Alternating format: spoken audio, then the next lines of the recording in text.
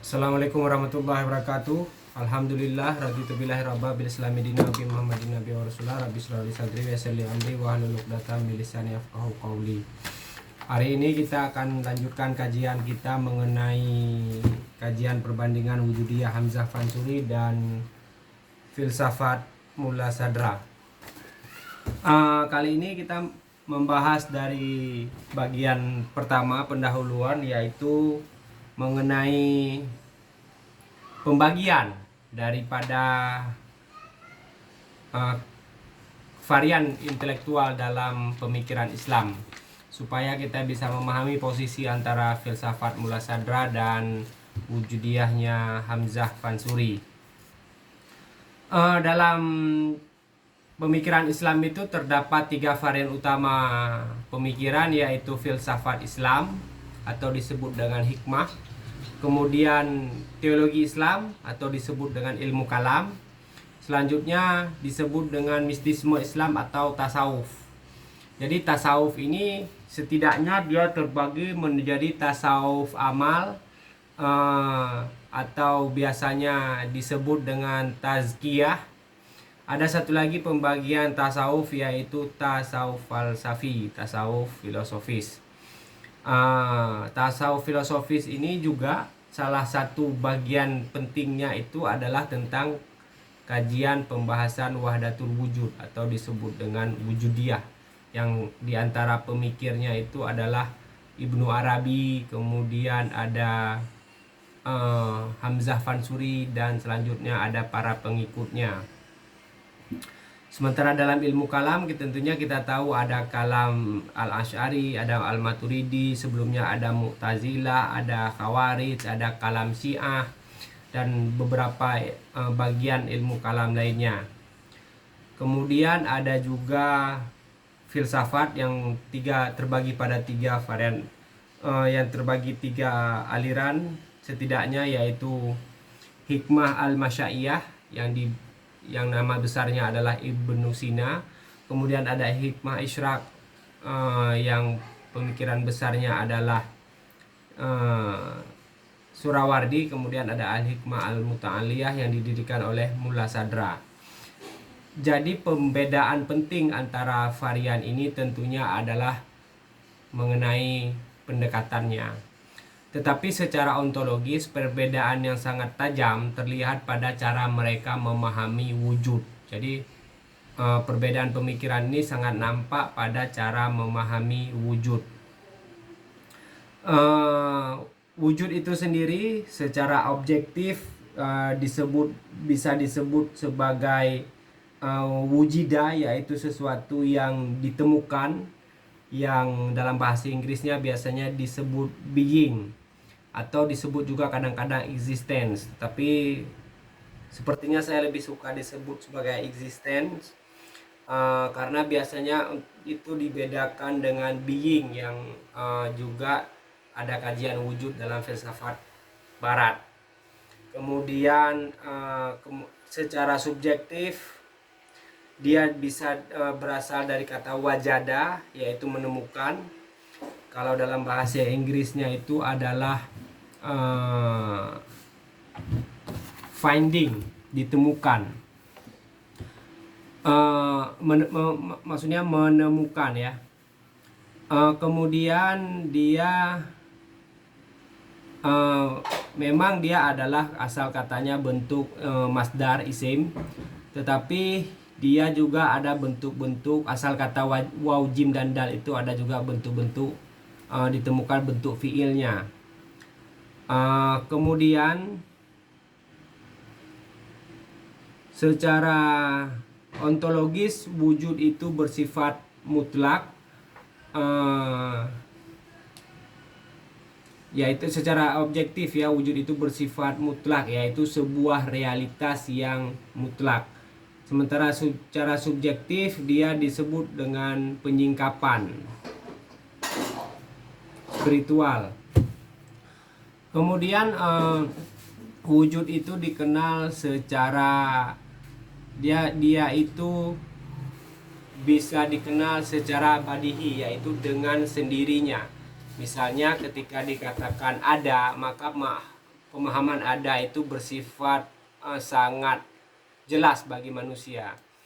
Ketika dikatakan kopi ada, buku ada, pena ada, maka sang ada itu sendiri bersifat sangat jelas dan mudah sekali untuk dipahami. Sementara hal-hal seperti meja, pena, dan kemayahan lainnya itu bersifat analitis.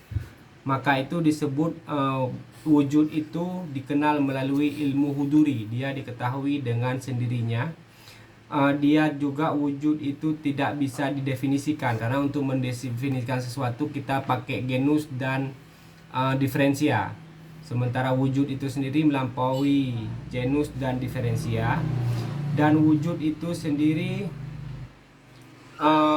bersifat diketahui melalui ilmu huduri, yaitu ilmu yang datang melalui pengalaman langsung, bukan ilmu husuli. Jadi pada setiap entitas itu terkandung antara keadaannya dan keapaannya. Misalnya pulpen ada, mobil ada, buku ada, laptop ada, maka keapaannya itu adalah mahiyahnya, kemudian keadaannya itu adalah wujud.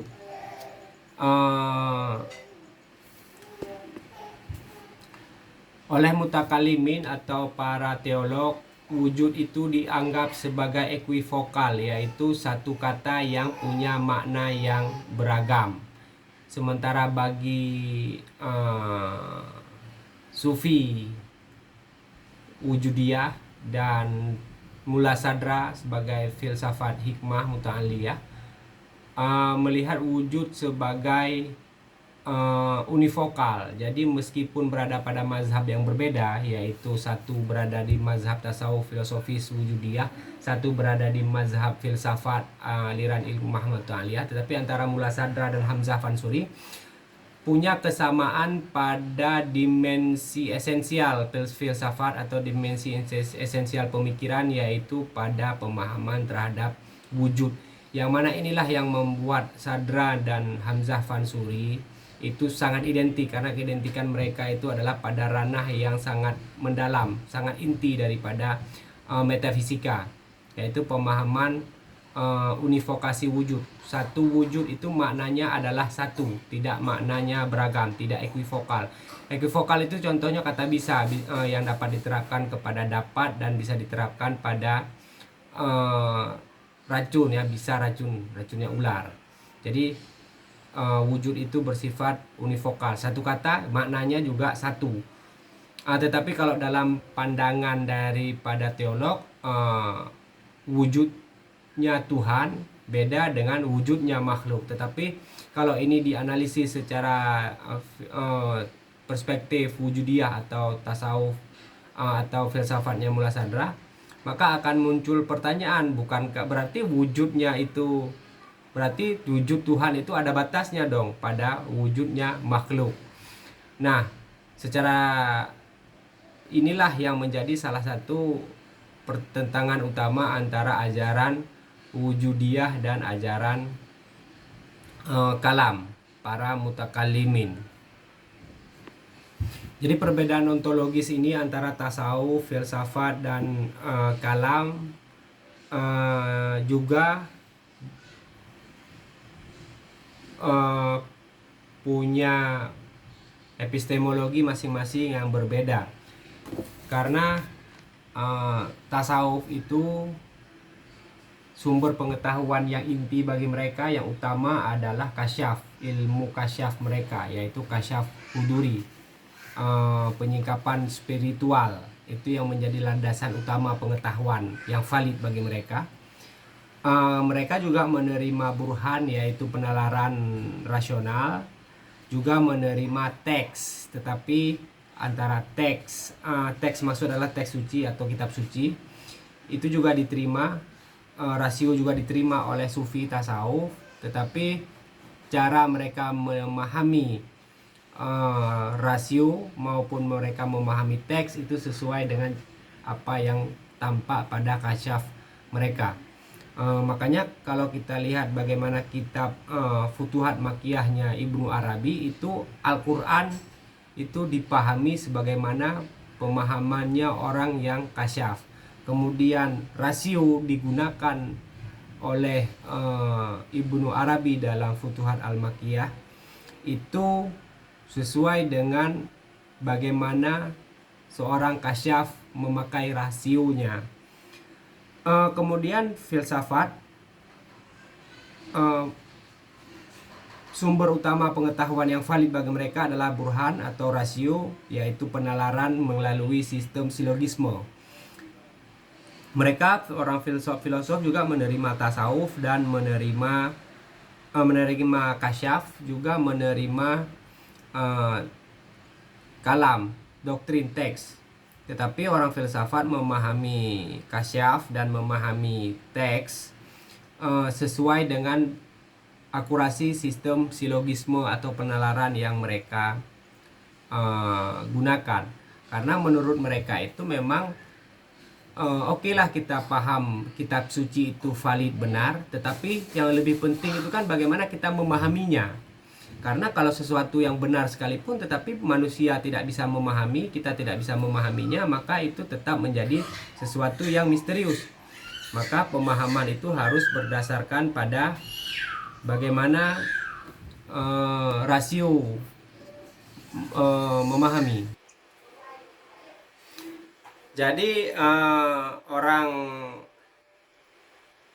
filosof itu menerima teks dan menerima kasyaf sejauh ia itu rasional. Jadi memahami kasyaf juga itu dengan cara yang rasional, persis seperti yang dilakukan oleh Mullah Sadra, bagaimana dia menjelaskan hal-hal yang bersifat mukasyafah, kasyaf, tasawuf secara rasional. Jadi Mullah Sadra itu menggunakan penalaran filsafat untuk menjelaskan apa yang tampak pada pengalaman huduri.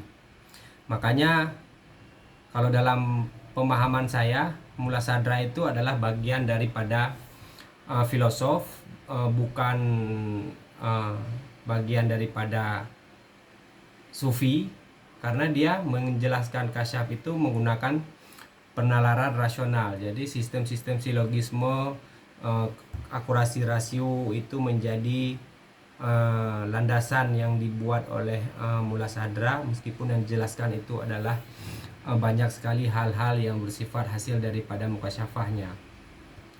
Ini diinspirasi oleh Suirabuddin Surawardi yang menjelaskan mukasyafah juga dengan sistem yang rasional. Karena seorang filosof yang baik itu adalah filosof yang mampu menjelaskan filsafat secara baik, silogismenya akurat, silogismenya baik, tidak pincang, tetapi juga dia memiliki penyingkapan spiritual. Kemudian demikian juga orang kalam, mutakalimin, mereka menerima juga mukasyafah dan mereka menerima juga rasionalisme, sistem rasio sejauh itu sesuai dengan teks yang mereka pahami. Jadi teologi sebelumnya itu teologi-teologi seperti Mu'tazilah misalnya, bahkan juga Al-Asy'ariyah sebenarnya itu punya sistem penalaran filsafat, filosof penalaran yang filosofis, karena mereka juga menggunakan ilmu alat filsafat, menggunakan filsafat sebagai ilmu alat untuk menjelaskan keyakinan mereka atas doktrin kitab suci. Maka di sini muncul problem, yaitu masalah tanzih dan tasbih, karena orang-orang mutakalimin itu punya sebuah prinsip, yaitu Allah itu mukallafatuhu lil hawadis, ya, Tuhan itu bersalahan dengan segala yang baharu. Jadi Tuhan itu tidak sama dengan segala apapun makhluk, tidak ada keidentikan sama sekali. Tuhan itu bersih daripada segala keidentikan dengan makhluk. Sementara orang-orang wujudiyah itu dipandang menyamakan Tuhan dengan makhluk. Ini bisa kita klarifikasi sebenarnya, karena dalam pandangan tasawuf wujudiyah sebenarnya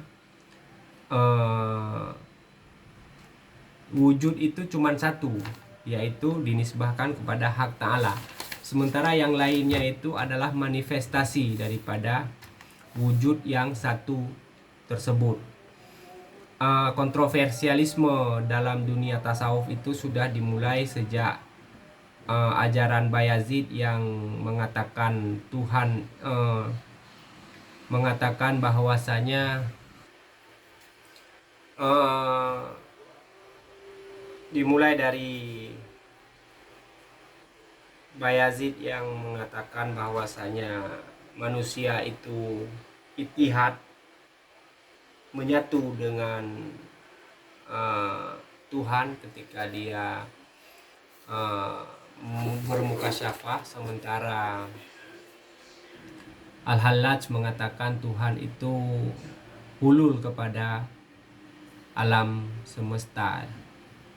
Tuhan itu turun kepada alam semesta. Inilah yang dianggap sebagai, oleh para teolog, dianggap sebagai suatu kesesatan dalam beragama. Khususnya ini sangat ditentang oleh Nuruddin Ar-Raniri.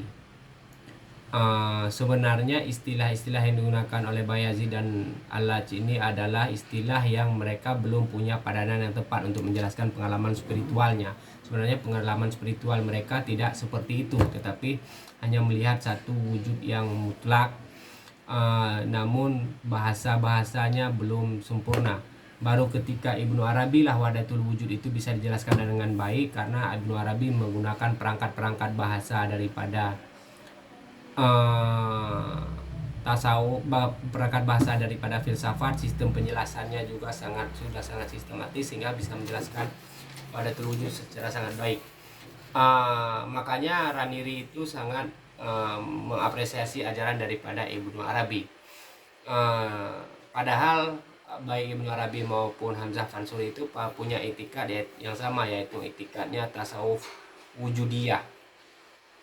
Di antara hal yang membuat Raniri itu tidak sependapat dengan Hamzah Fansuri adalah analogi yang digunakan oleh Hamzah Fansuri, yaitu biji yang untuk menjelaskan a'yan sabitah yang dikandung oleh alam, yang sudah terkandung, segala potensi alam itu sudah terkandung dalam a'yan sabitah, persis seperti terkandungnya potensi daun, potensi ranting, potensi cabang dalam sebuah biji tumbuhan, sebuah biji dari buah. Analogi yang tidak disukai oleh Raniri juga, yaitu analogi matahari dan sinarnya. Itu dianggap menyamakan Tuhan dengan makhluk. Analogi ini juga digambarkan identik dengan ajaran daripada Trinitas dalam Kristen, karena dari satu muncul tiga. Sebenarnya dari satu muncul tiga ini sudah ada sebelum agama Kristen sekalipun. Dia adalah ajaran daripada ajaran filosofis yang sudah lama sebelumnya, karena ajaran Trinitas ini adalah ajaran yang sifatnya primordial, yaitu dari satu muncul tiga. Itu sebenarnya cara menjelaskan bagaimana hubungan makhluk dengan Tuhan, atau menjelaskan bagaimana yang tunggal, menjelaskan hubungan yang tunggal dengan yang beragam. Jadi cara-cara menjelaskan inilah yang menjadikan ikhtilaf menjadi perbedaan, menjadi khilafiyah dalam antar varian pemikiran, bahkan dalam satu varian pemikiran sekalipun menjadi bertentangan.